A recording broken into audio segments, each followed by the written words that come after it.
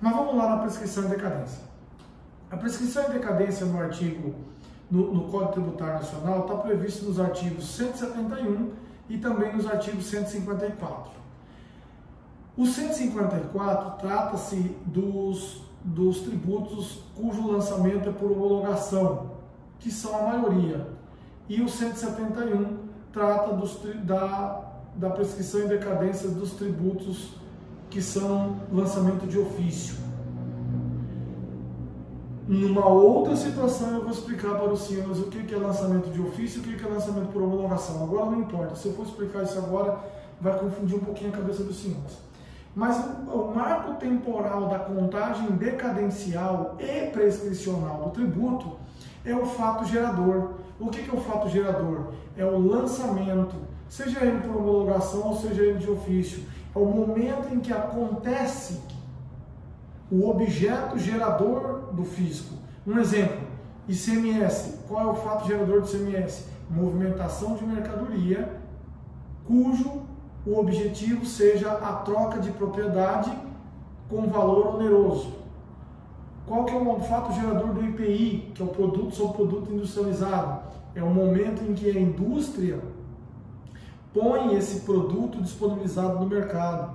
Fato gerador do II, Imposto de Importação, é o momento que a mercadoria é desembaraçada na alfândega, ou seja, no momento do desembaraço aduaneiro. Conceituado o fato gerador, vamos iniciar com o nosso exemplo do fato gerador do ICMS. O prazo decadencial é 5 anos, o prazo prescricional é 5 anos. Mas como assim? Demora 10 anos para o fisco prescrever? Mais ou menos. Depende de alguns fatores. Um ponto importante, não se aplica o Código Civil, para decadência e prescrição tributária não se aplica o Código Civil, gente. Se aplica o Código Tributário Nacional. Exatamente por conta disso. A decadência, o ICMS, por exemplo, que é um tributo por homologação, o prazo decadencial passa a contar a partir do primeiro dia útil do exercício seguinte do fato gerador. Comprei hoje, dia 12/5/2020. Informei o fisco que eu devo X valor de ICMS com relação a essa compra, que é o fato gerador. O direito da Fazenda Pública de homologar esse lançamento que eu fiz, passa a contar a partir do primeiro dia útil do exercício seguinte. Entenda esse exercício seguinte, o ano civil seguinte, segundo a lei do direito financeiro.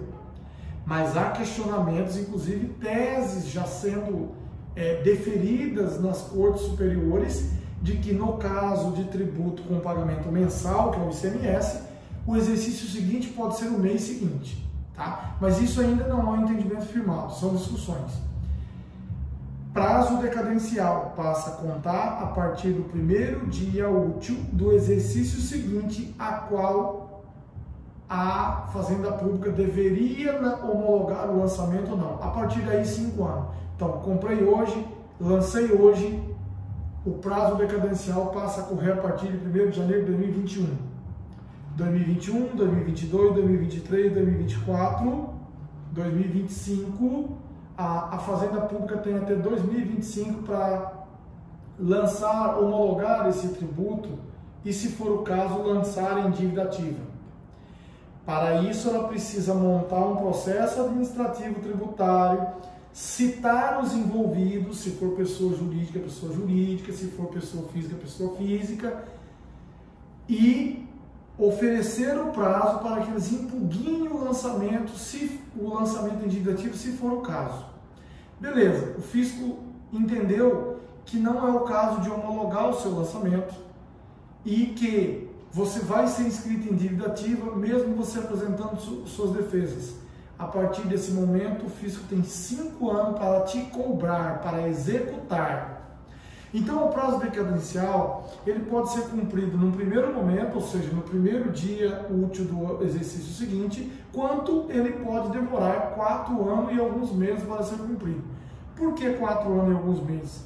Porque um dos requisitos de validade do lançamento em dívida tributária é que o contribuinte seja citado pessoalmente, em última circunstância por edital, do lançamento em dívida ativa.